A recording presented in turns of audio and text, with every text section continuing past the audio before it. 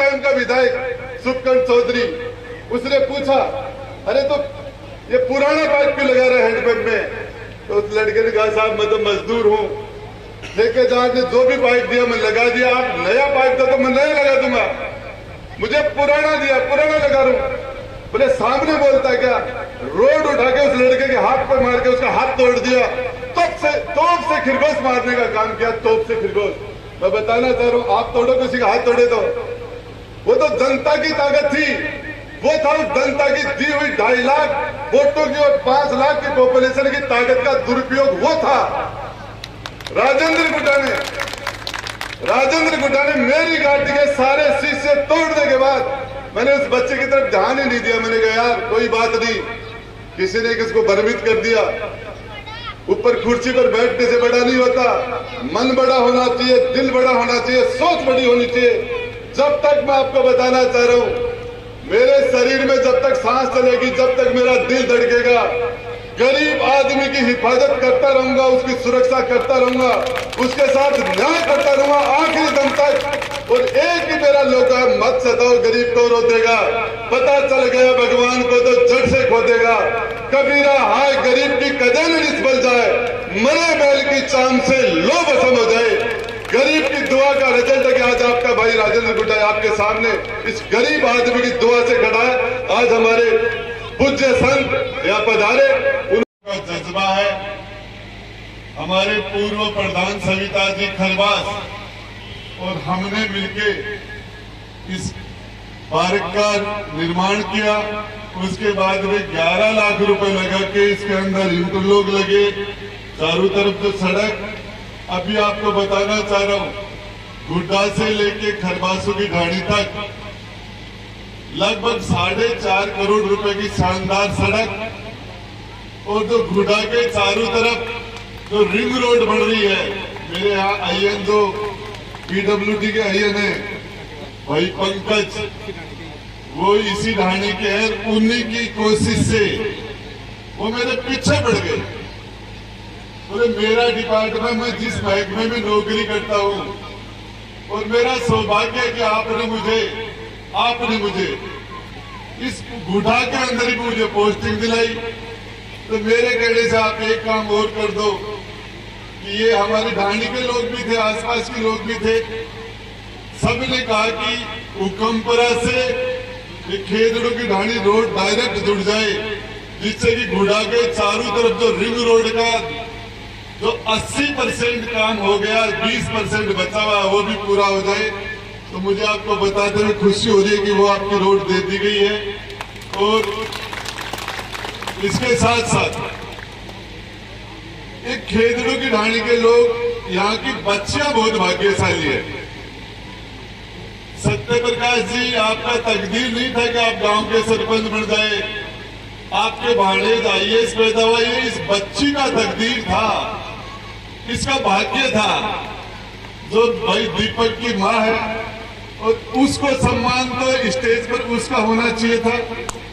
और उसको भी अभी यहाँ की बेटियां भाग्यशाली है और इसके यहाँ के बेटे भी भाग्यशाली है, जिसके हाथ से एक सुंदर काम हुआ। देखिए बाबा साहब डॉक्टर भीमराव अंबेडकर एक किसी जाति एक वर्ग के नहीं थे। उन्होंने जो संविधान लिखा, बहुत बड़े मन के आदमी थे, बहुत बड़े दिल के आदमी थे, बहुत बड़ी सोच थी। आज से 132 साल पहले, मात्र 132 साल पहले एक बच्चा हिंदुस्तान की धरती पर पैदा हुआ। ये देश उस टाइम में गुलाम था और लोगों को पढ़ने का अधिकार नहीं था। क्षत्रिय समाज को भी पढ़ने का अधिकार नहीं था। पढ़ना और पढ़ाना सिर्फ एक ही वर्ग, सिर्फ ब्राह्मण के पास था। क्षत्रिय को भी शिक्षा सिर्फ लड़ने मरने और शस्त्र चलाने की शिक्षा थी। और उस टाइम में एक बच्चा पैदा हुआ 132 साल पहले। और इस पावन मौके के ऊपर महाराष्ट्र की धरती पर उस प्रतिभा को पहचान के और एक वहां के राजा बड़ौदा के महाराज गायकवाड़ ने उस बच्चे को विदेश में शिक्षा दिलाई, अमेरिका में पढ़ाया, इंग्लैंड में पढ़ाया। आज मैं राजस्थान सरकार में दूसरी बार मंत्री हूं। मैं मेरे बेटे को विदेश नहीं पढ़ा रहा, किसी गरीब के बच्चे को, हिंदुस्तान में तो अधिकार नहीं था पढ़ने का, उस बच्चे को वहां पढ़ने के लिए भेजा। और उस बच्चे में प्रतिभा थी और बहुत बड़ा बन गया। यदि बाबा साहब का मन बड़ा नहीं होता तो देश का तीसरा विभाजन हो जाता, हिंदुस्तान का तीसरा विभाजन निश्चित हो जाता। उन्ना पैक्ट के बाद में जिस तरीके से उन्होंने तर्क रखे थे, उसके बाद अंग्रेज तो लगभग तैयार हो गए थे एक अलग देश और बनाने के लिए। लेकिन बाबा साहब के सामने महात्मा गांधी ने अनशन किया कि आप अपनी मांग को छोड़ो, इस मांग को वापस लो। और महात्मा गांधी के उस अनशन की वजह से उन्होंने अपनी मांग वापस ली और एक अखंड भारत जो आज बना, इसमें यदि एक सरदार पटेल के साथ एक व्यक्ति का, सबसे बड़ा किसी का यदि सहयोग है तो डॉक्टर भीमराव अम्बेडकर का है। मैं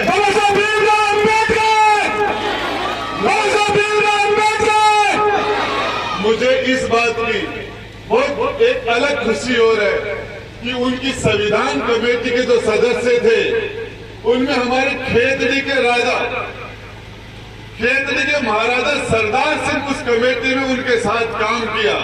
इसलिए हमारे जिले का, हमारे झुंझुनू जिले का बाबा साहब के साथ अलग से रिश्ता था, क्योंकि संविधान कमेटी का एक सदस्य हमारे झुंझुनू से खेतड़ी के राजा थे, जिन्होंने 11 महीने और 2 वर्ष 11 महीने और 18 दिन तक उनके साथ काम किया। इसके साथ साथ मैं बताना चाह रहा हूं, बाबा साहब को जीते जी सम्मान नहीं मिला। सच बात है कि दुनिया के 1 नंबर के अर्थशास्त्री थे वो डॉक्टर B.R. अम्बेडकर। हिंदुस्तान के माने हुए, दुनिया के माने हुए अर्थशास्त्री थे। यदि उनकी प्रतिभा का, जिस तरीके संविधान निर्माण में उनका सहयोग लिया, वैसे उनको पहला हिंदुस्तान का फाइनेंस मिनिस्टर बनाया जाता तो हिंदुस्तान की इकोनॉमी के 4 साल लगा सकते थे और इस देश के अंदर जो गरीबी है, गरीब के लिए उसका तकदीर बदलने का काम कर सकते थे। देखिए, ये संविधान, चाहे हम घर चलाए, चाहे परिवार चलाए, चाहे देश चलाए, चाहे गांव चलाए, उसको नियम से चलाया जाता है। बाबा साहब ने तो नियम बनाए।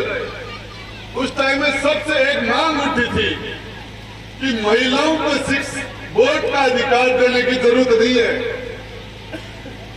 एक वर्ग में बहुत बड़ी डिबेट हुई थी, बहस हुई थी, और वो बहस ये थी कि महिलाओं को वोट के अधिकार की जरूरत ही नहीं है, पुरुष जहां करते हैं वहां ही महिला वोट डालेंगी। लेकिन बाबा साहब इसके लिए अड़ गए थे। बाबा साहब ने कहा कि ये महिलाएं, आज तो पुरुष जो कह रहे वहां वोट डालेंगी, लेकिन धीरे धीरे इनके अंदर, खुद के अंदर ये समझ आ जाएगी, ये अपने विवेक से फैसला करेंगी, ये चुनाव भी लड़ेंगी, ये वोट भी अपने वोट डालने का फैसला खुद करेंगी। ये फैसला बहुत बड़ी बात थी और वही रिजल्ट है कि आज यदि बाबा उस दिन हमारी माता और बहनों को वोट का अधिकार नहीं मिलता तो ये 2nd दर्जे के नागरिक हो सकती थी। मैं बताना चाह रहा हूं, डॉक्टर B.R. अम्बेडकर का एहसान सबसे ज्यादा यदि डॉक्टर भीमराव अम्बेडकर ने किसी को दिया है तो महिलाओं को दिया है। महिलाएं तो घर से बाहर नहीं निकलती थी, महिलाओं को घर से बाहर निकलने का अधिकार, सम्मानता का अधिकार, बोलने का अधिकार, सारे अधिकार जो मिले, चाहे ब्राह्मण समाज की महिला हो, चाहे क्षत्रिय समाज की महिला हो, हमारी महिलाएं भी पर्दे में रहती थी, घर से बाहर ही नहीं निकल सकती थी। ये सारे राइट डॉक्टर भीमराव अम्बेडकर ने दिए थे। मैं बताना चाह रहा हूं, किसी महापुरुष को एक जाति के सीमित दायरे में, और बाबा साहब जैसा व्यक्ति पूरा का पूरा संविधान उन्होंने हाथ से लिखा था, हाथ से। और संविधान के अंदर जो भी प्रतिचित्र हैं वो सारे हमारे राजस्थान के करपाल सिंह शेखावत के डाले हुए हैं। चित्र सारे के सारे करपाल सिंह शेखावत के हैं। तो इसलिए हमारा राजस्थान का संबंध बाबा साहब के साथ विशेष था। और सबसे बड़ी बात यह थी, उनका जीवन कितने भी कांटों भरा रहा हो, उनके रास्ते में कितने भी कांटे आए हो, लेकिन बाबा साहब ने अपनी कलम के अंदर कहीं भी एक जगह दो कोमा भी ऐसा नहीं लगा जहां उन्होंने अपनी जो जहर उन्होंने पिया जीवन भर, उस जहर को कहीं भी अपनी कलम से कहीं एक दो कोमा भी नहीं लगाया। किसी के खिलाफ एक लाइन नहीं लिखी बाबा साहब ने, किसी के भी खिलाफ। फिर किसी बहुत बड़े दिल का आदमी, बहुत बड़े मन का इंसान, तो बहुत हकीकत में कोई महापुरुष ही ऐसा फैसला कर सकता है। सामान्य इंसान कहीं न कहीं उसकी कुंठा। देखिए दुनिया के अंदर अपने जिसने किसी के साथ बुरा किया उसको माफ कर दे, इससे बड़ा मानवीय गुण किसी में हो नहीं सकता। किसी को माफ करने की ताकत हर किसी में नहीं होती, बहुत बड़े इंसान के अंदर ये चीज आती है। तो मैं खेतड़ू की ढाणी के आसपास के गांवों से जितने भी लोग आए उन सबको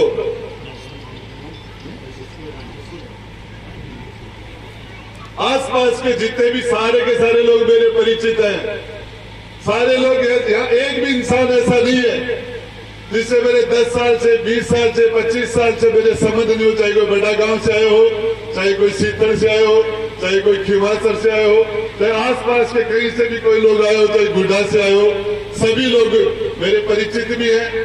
और मैं तो आपको एक बात बताना चाह रहा हूँ, एक बात कि विकास के लिए बाबा साहब ने कहा था शिक्षित बनो। सबसे पहले जब राजेंद्र गुडाया घूमने लगा, मात्र 22 हायर सेकेंडरी स्कूल थे। आज हायर सेकेंडरी स्कूल उदयपुरवाटी में 73 है। ये क्षेत्र एजुकेशन में बैकवर्ड था। 3 सरकारी कॉलेज बनाए हमने, महिलाओं के लड़कियों के लिए अलग से सरकारी कॉलेज बनाया, हॉस्टल बनाए। सड़कों की बात हो, चाहे शिक्षा की बात हो, चाहे स्वास्थ्य की बात हो। मैं बताना चाह रहा हूँ, अम्बेडकर पार्क के अंदर ओम नारायण महाराज के सामने खड़ा होकर बताना चाह रहा हूँ, जब मैं यहाँ घूमता था तो मात्र उदयपुरवाटी में 15 या 16 उप स्वास्थ्य केंद्र थे। आज तक 60 वर्ष का डेवलपमेंट था, 15-16 उप स्वास्थ्य केंद्र। और मैंने आपके आशीर्वाद से सेंचुरी ठोक दी, सेंचुरी। हेल्थ के अंदर यदि कोई बात करे, इस उदयपुरवाटी के अंदर स्वास्थ्य की बात करे, 80% काम हेल्थ में, 80% काम आपके भाई राजेंद्र गुड्डा ने, वो सारी की सारी ताकत मुझे आपको ने दी। आपकी दी हुई ताकत से, आपकी दी हुई ताकत से आज कम से कम 25 से 30 लाख रुपए का अम्बेडकर भवन बन के बड़ा गांव में तैयार हो गया। लोग वहां बैठते हैं, ये रामनिवास जी बैठे, सत्यप्रकाश जी बैठे, ओम नारायण जी बैठे, जब बैठते कि हम मजा आ जाता, हमारा रिश्तेदार आता है, चाहे हम घर नहीं बैठे कि हमारे गेस्ट हाउस टाइप बन गया। ठीक इसी तरीके से मेरे गुड़ा का सरपंच विवाराम बैठा यहाँ, 25 लाख रुपए से आज वहाँ एक अम्बेडकर भवन बना के मैंने विधायक कोटे से 25 लाख रुपए देके, इसके साथ साथ हमारे पालीवाल जी बैठे, आज आपके उदयपुरवाटी के अंदर 20 लाख रुपए से जन उपयोगी भवन रामदेव जी, बाबा रामदेव के मंदिर में बना के हमने वहां के लोगों को सुविधा देने का काम किया। यही काम मैं बड़ा गांव में कर रहा हूँ, आपके पार्क में ले लो, हर जगह। सबसे ज्यादा ध्यान एक माँ का धर्म होता है कि जो सबसे कमजोर बेटा उसका सबसे ज्यादा लाभ कार्य किया जाए, ये माँ का धर्म है। कुर्सी पर बैठने वाले की भी जिम्मेदारी बनती है, सबसे बैकवर्ड कमजोर है उस पर सबसे ज्यादा ध्यान दो। और मैंने इस राज धर्म का 100% पालन किया है। मेरे बजट का जितने भी लोग आज यहाँ बैठे हैं, मैंने पूरी ताकत के साथ, जो आदमी यहाँ से 500 किलोमीटर दूर बैठे थे, आज हमारे दीपक जो डॉक्टर आज IAS बन गया, सत्यप्रकाश जी मेरे पास आए, बोले बच्चा तैयारी कर रहा है, डिस्टर्ब हो रहा है, राजेंद्र गुड्डा आपके सहयोग की जरूरत है। उसके दिमाग में टेंशन है कि उसकी पोस्टिंग ऐसी जगह होगी वहां नहीं जा सकता। मैंने कहा उस बच्चे को तैयारी करने दो, उसको पूरी मन लगा के जो आप जहां अंगुली टेकोगे वहां मैं पोस्टिंग कराऊंगा। मैंने वहां उसकी पोस्टिंग कराई। अभी हमारे गुड्डा का ये ईओ हेमंत सैनी बैठा है, हेमंत सैनी, वो कह रहा था मैं दिल्ली तैयारी करूंगा, तो उसने मैंने राजस्थान हाउस के अंदर छोट कंपाउंडर था, अब आरएस बन गया। राजस्थान हाउस के अंदर दिल्ली में मैंने एक पोस्ट क्रिएट करा के उसको लगा दिया वहां, और वो वहां 3 साल तक तैयारी करी, फिर आरएस बन गया। जितने भी लोग सबसे ज्यादा शेड्यूल कास्ट के लोगों को जो बाहर थे, तो भाजपा के राज में जिनको एक्सपोर्ट कर दिया गया था, सिर्फ इसलिए कि वो शेड्यूल कास्ट के लोग थे। उनको सिर्फ मैंने जब छोड़ा था या 30 के जितने 25 से 30 प्रिंसिपल एससी के थे, लास्ट में जब मैं 4 बचे थे, वो भी हाई कोर्ट के स्टे पर टोटल को टिका दिया था। और मैंने आज एक भी प्रिंसिपल बाहर नहीं छोड़ा है, एक भी मैंने फर्स्ट ग्रेड का टीचर बाहर नहीं छोड़ा, एक भी। गलती से कोई मुश्किल से कोई सेकंड ग्रेड के बच गए होंगे, और अब थर्ड ग्रेड खुलेगा तो उसमें भी सबसे पहला नंबर आप ही का आएगा, सबसे पहला। और मैं आपको बताना चाह रहा हूं, आज ये शानदार महाराज, आपको ये तो गुड्डा बावनी है, यहाँ के लोग आपके, चाहे वो बंसीदास जी महाराज हो, चाहे खीमादास जी महाराज हो, चाहे आप हो, और जब भी आपकी सांगलिया धूली का हमें आदेश मिला है, हमने पूरी ताकत से आपके आदेश को परमात्मा का आदेश मानकर हमने रिजल्ट देने का काम किया। आप इस पावन मौके पर पधारे, आपने आशीर्वाद देके हमारे इस कार्यक्रम को और ज्यादा भव्य बना दिया। इस समाज के ऊपर संतों का आशीर्वाद, चाहे रैदास जी हो, चाहे कबीर जी हो, चाहे हमारे सांगलिया की धूड़ी के संत हो, चाहे हमारे अलवर में सामता की धूड़ी के संत हो, चाहे बगड़ के चंद्रनाथ जी महाराज हो, इन सारे संतों ने अपनी इस समाज की गरीब तबके के लोगों की आध्यात्मिक उन्नति करके उनके जीवन को ऊपर उठा के, और आपने जो ये आपकी पीढ़ियों की जो परंपरा जिसको आप भी आगे बढ़ा रहे हो, आप हमारे यहाँ आए और आपके सानिध्य में बाबा साहब का एक कार्यक्रम और ज्यादा सुंदर और भव्य हो गया। हमारी धरती पर हम आपका स्वागत करते हैं, संतों का स्वागत करना हमारी परंपरा रही है, और आपको जाना है, और ये आपके इस कार्य